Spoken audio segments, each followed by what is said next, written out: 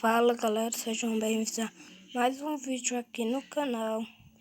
Hoje eu vou mostrar como gravar Roblox. Primeiramente você vai em configurações. Você vai precisar... Espera, deixa eu me lembrar que eu vou dar uma pausa.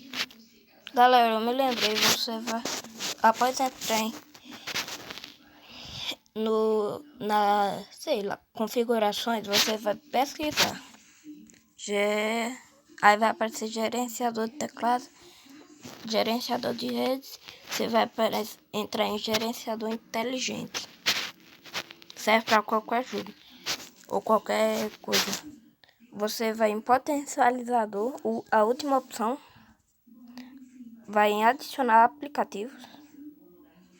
E você escolhe qual aplicativo você quer adicionar. Ok, eu clico no Roblox, vai ficar assim.